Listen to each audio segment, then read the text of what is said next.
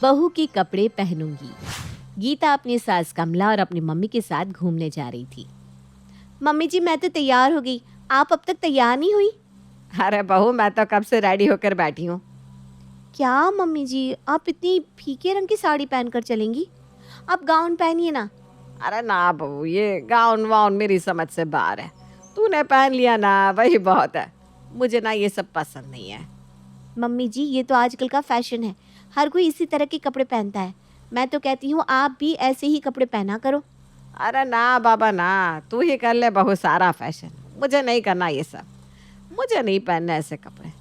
ना ही मुझे ये आजकल का फैशन फुसन समझ में आता है।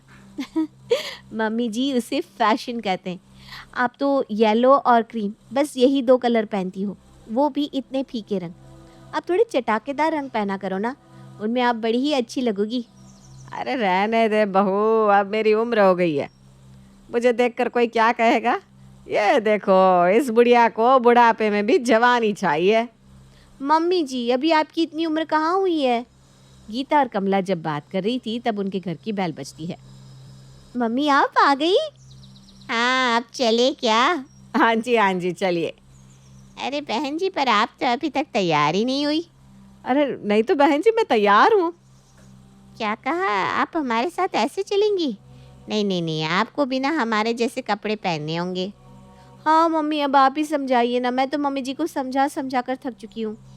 हाँ जी बहन जी, आपको आज तो कुछ डिफरेंट पहनना होगा। इतने ओल्ड फैशन में तो आजकल कोई भी नहीं रहता। पर मुझे ऐसे कपड़ों में शर्म आएगी, और मेरे पास ना ऐसे कपड़े हैं भी नहीं। मम्मी जी आप क्यों चिंता करती हैं, मेरे पास है ना इतने सारे कपड़े, आप उनमें से कुछ भी पहन लीजिए। उसके बाद गीता अंदर जाकर अपने कपबोर्ड से एक प्लाजो सूट निकाल कर लाती है और कमला को देती है। फिर कमला गीता का सूट पहनकर बाहर आती है। अरे बहन जी आप तो बहुत ही सुंदर लग रही हो। मम्मी जी ये हुई ना बात। ठीक है, अब चले। इसके बाद वे तीनों घर से बाहर घूमने चले जाते हैं। जब कमला और गीता शाम को वापस घर लौट रही थी तब उन्हें उनकी पड़ोसन मिलती है। अरे कमला, आज तो तुम बिल्कुल भी पहचान में नहीं आ रही हो। कितनी सुंदर लग रही हो तुम। तुम्हारा तो रूप बिल्कुल ही बदल गया है। वाह वाह, क्या कमाल किया है तुमने। शुक्रिया। देखा मम्मी जी, आज सभी आपकी कितनी तारीफ कर रहे थे। आप सच में इस ड्रेस में बहुत सुंदर लग रही हो। हाँ बहू, तुम बिल्कुल सही कहती हो। अब से मैं भी ना ऐसे ही कपड़े पहना करूंगी। हाँ मम्मी जी ये तो बहुत ही अच्छी बात है। अब से आप हमेशा मेरे साथ नई नई ड्रेसेस ट्राई करना और हम दोनों सास बहू मिलकर धमाल मचा देंगे। हाँ हाँ, मैं भी जरा ट्राई करके देखूं तुम्हारा पैसन। अरे नहीं नहीं, वो क्या कहते हैं उसे? Fashion fashion. अगले दिन से कमला अपनी बहू से उसके कपड़े मांगकर पहनने लगती है। अरे बहू ला, तो मुझे वो जरा अपना हरे कलर का सूट तो दे दे। मुझे ना उसका डिजाइन बहुत अच्छा लगता है। जी मम्मी जी अभी आपके लिए लेकर आती हूँ। अच्छा ये बता, ये सूट मेरे ऊपर कैसा लग रहा है? मम्मी जी आपने तो फिर से कमाल कर दिया, आप इसमें बहुत ही अच्छे लग रहे हो। वैसे बहू, मुझे ना तेरे सूट पहनने में बहुत ही मजा आता है। ये कितना कंफर्टेबल है। साड़ी तो अब मुझे बिल्कुल बोरिंग लगने लगी है। साड़ी पहन कर तो ना मैं बंद जाती थी। अब मुझे इनमें कितना आराम मिलता है। मैं तो आपसे हमेशा से कहती थी मम्मी जी। चलो अच्छा है, कम से कम आपने देर से ही सही पर मेरी बात मानी तो सही। हाँ बहू। एक रात गीता और कमला को एक पार्टी में जाना था। मैं तो आज पार्टी में अपना गाउन पहनूंगी और मम्मी जी से भी पूछ लेती हूँ कि वो क्या पहनेंगी। आज मैं उन्हें भी गाउन ही पहनाऊंगी। देख तो बहू, मैं इस गाउन में कैसी लग रही हूँ? अरे मम्मी जी ने तो मेरा ही गाउन पहना है, मुझे आज पार्टी में यही पहनना था, अब क्या करूँ। जी मम्मी जी आप इस गाउन में बहुत अच्छे लग रहे हो। चल बहू, अब तू भी जल्दी से रेडी हो जा। जी अब मैं क्या पहनूं, गाउन तो मम्मी जी ने पहन लिया। कोई बात नहीं, आज मैं साड़ी ही पहन लेती हूँ। अगले दिन गीता नितिन के साथ डिनर पर जाने के लिए रेडी हो रही थी। अरे मेरा रेड कलर का सूट कहाँ चला गया, मैंने यहीं पर तो रखा था। पता नहीं आजकल मेरे सारे कपड़े कहाँ गायब हो जाते हैं। तुम अभी तक रेडी नहीं हुई, जल्दी करो हमें लेट हो रहा है। हाँ पर मेरा सूट कहीं पर नहीं मिल रहा। सूट अपने आप चलकर कहाँ जाएगा, ध्यान से देखो वहीं होगा। मैंने पूरा कपबोर्ड छान लिया है पर मेरे काफ़ी सारे सूट नहीं मिल रहे। आजकल पता नहीं मेरे सारे कपड़े कहाँ गायब हो जाते हैं। उसके बाद गीता कोई दूसरा सिंपल सा सूट पहन लेती है। फिर जब वो बाहर हॉल में आकर देखती है तो कमला वही रेड कलर का सूट पहनकर बैठी थी जिसे गीता इतनी देर से ढूंढ रही थी। अरे मम्मी जी, ये रेड कलर का सूट आपने पहन रखा था? मैंने तो इसे पूरे कमरे में ढूंढ लिया। हाँ बहू, मुझे ना तेरे कुछ सूट बहुत ही पसंद आ गए। इनके कलर इतने प्यारे प्यारे हैं, इसीलिए तेरे कुछ सूट अपने कमरे में ले आई हूँ पहनने के लिए। अच्छा, तो मेरे सारे सूट इसलिए गायब हो रहे हैं। वही मैं सोचूं कि आखिर मेरे सारे कपड़े कहाँ जाते हैं। ये मम्मी जी को तो अच्छी आदत हो गई है मेरे कपड़े पहनने की। अब तो ये मुझसे बिना पूछे ही मेरे सारे कपड़े ले लेती हैं और मेरे पास पहनने के लिए कोई कपड़ा ही नहीं बचता। मुझे कुछ तो करना पड़ेगा। अगले दिन गीता कमला के लिए बहुत सारे सूट खरीद कर ले आती है। ये देखिए मम्मी जी, मैं आपके लिए कितने सारे कपड़े लेकर आई हूँ। मैं ये सारे सूट आपके लिए लाई हूँ। अब से आप इन्हें पहना कीजिए। अच्छा बहू, अब से ना मैं रोज नए नए सूट पहनूंगी। मैं अभी जाकर इन्हें ट्राई करके आती हूँ। हाँ, और कृपा करके मेरे सूटों को बख्श दीजिएगा। कमला सारे सूट पहनकर शीशे में देखती है। नहीं नहीं नहीं, ये सूट इतने खास नहीं है। मुझे तो बहू के सूट ही ज़्यादा पसंद है। मैं तो उसी के सूट पहनूंगी। कमला ने कुछ दिन तो अपने सूट पहने, फिर से उसने गीता के सूटों को पहनना शुरू कर दिया। कमला गीता से बिना पूछे ही उसके सारे सूट ले लेती थी। अरे, फिर से मेरी अलमारी खाली है। मुझे तो यहाँ पर मेरा एक भी सूट नहीं मिल रहा। ज़रूर मम्मी जी ने फिर से मेरे सारे सूट ले लिए होंगे। कुछ दिन पहले ही तो मैंने उनके लिए इतनी सारी शॉपिंग की थी। वो अपने सूट क्यों नहीं पहनती है? परेशान हो चुकी हूँ मैं तो। अरे क्या हुआ, तुम फिर से इतने गुस्से में क्यों? देखिए ना, मम्मी जी ने फिर से मेरे सारे कपड़े ले लिए हैं, जबकि मैं उनके लिए इतने सारे कपड़े खरीद कर लाई थी। अब आप ही उन्हें कुछ समझाइए। अरे कोई बात नहीं, मम्मी को तुम्हारे कपड़े ज़्यादा पसंद हैं। अगर वो तुम्हारे कपड़े पहन भी लेती है तो क्या हुआ? इसमें भला क्या आफत आ गई? अरे पर अभी तुम परवर छोड़ो, मुझे लेट हो रहा है, मैं चलता हूँ। ठीक है, मैं बताती हूँ कि दूसरों के कपड़े पहनने से क्या होता है और कौन सी आफत आती है। जब नितिन शाम को घर वापस आता है तो वो देखता है गीता ने उसके कपड़े पहन रखे थे। अरे तुमने मेरे कपड़े क्यों पहना है? माँ जी ने मेरे सारे कपड़े ले लिए हैं। अब मेरे पास तो कोई कपड़े बचे ही नहीं, तो मैंने आपके कपड़े पहन लिए। अरे तुम भी ना गीता, ये सब। मुझे नींद आ रही है, हम कल बात करेंगे।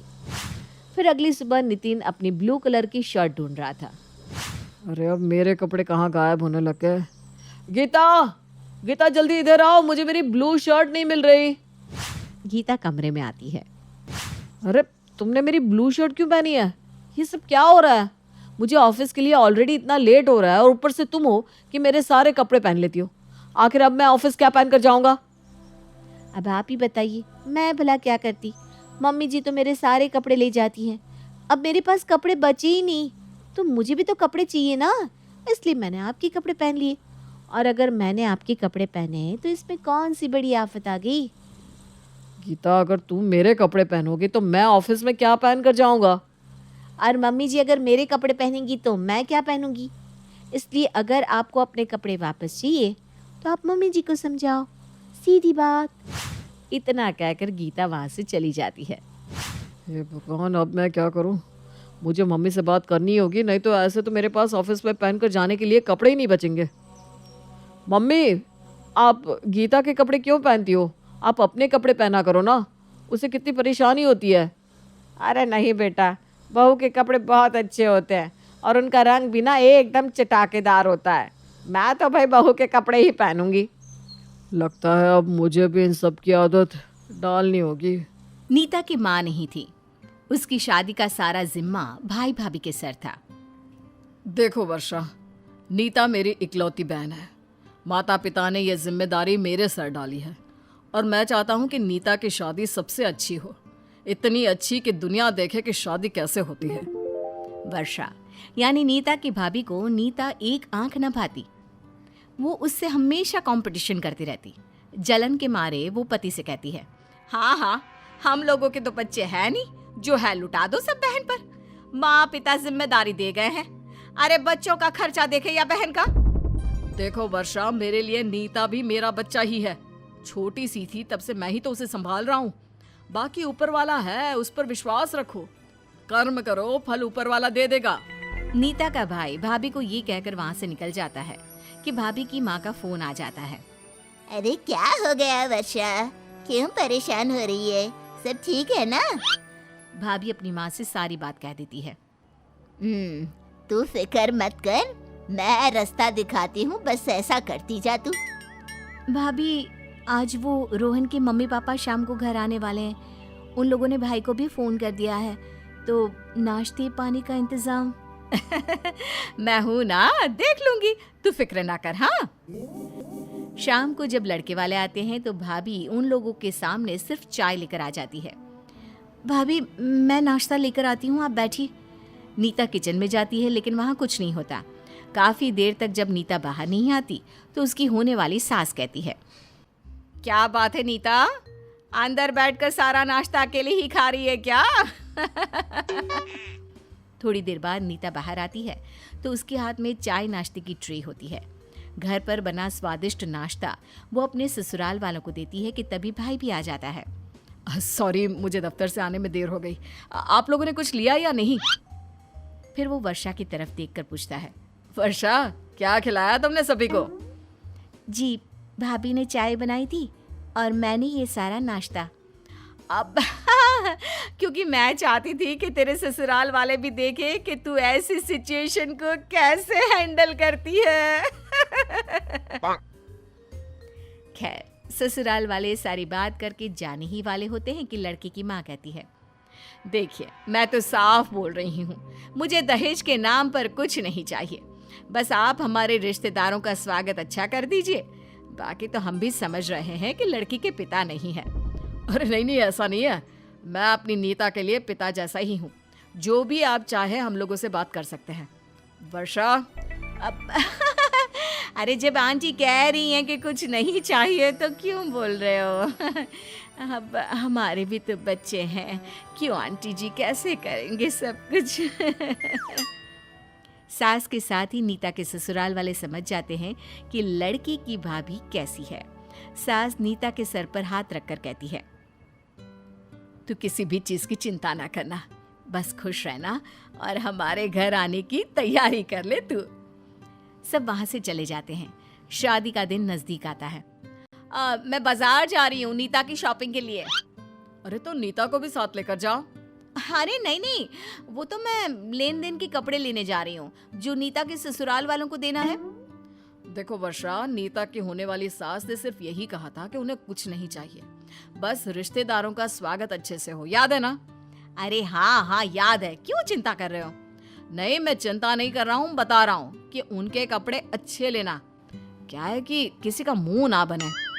चलिए ना भाभी, मैं भी साथ में चलती हूँ, दोनों की पसंद हो जाएगी। लेकिन भाभी नीता को लेकर नहीं जाती और अकेले ही जाकर सारा सामान ले आती है। लेकिन नीता जब उन कपड़ों को देखती है, भाभी ये क्या है? ये तो घरों की नौकरानियां भी नहीं पहनती हैं। अरे कोई एक तो नहीं, 30 साड़ी लेनी थी, कहाँ से आता पैसा? तूने तो बोल दिया। अरे कौन सा ससुर जी पैसा छोड़ कर गए थे? नीता को भाभी की बात पर गुस्सा आ जाता है। वो रोते हुए कमरे में चली जाती है कि तभी पीछे से भाई आ जाता है। अरे क्या बात हो गई नीता, रो क्यों रही है? तभी भाभी बात को पलट देती है। वो क्या है ना, लड़की है, शादी के बाद विदाई हो जाएगी ना, तो सोच सोच कर रो रही है हमारी नीता। हाँ ये तो है, उसके जाने के बाद तो घर सूना ही हो जाएगा। वैसे तुम सामान लेने गई थी ना, ले आई? जरा दिखाओ तो। अरे रहने दो ना, एक दो सामान हो तो दिखा भी दूं, लेकिन इतनी सारी साड़ियाँ खोलना बंद करना, लेकिन मैंने नीता को दिखा दी है। हाँ अच्छा फिर ठीक है, कपड़ों में कोई कंजूसी ना करना वर्षा, इज्जत का सवाल है। सभी मेरे ऊपर ही उंगली उठा देंगे कि मैंने ही बहन की शादी जैसे तैसे कर दी। उधर भाभी अपनी माँ को फोन करती है। माँ तुमने सही कहा था, चुपचाप काम करने में बड़ा मजा है, पैसे भी बच रहे हैं और किसी को शक भी नहीं हो रहा।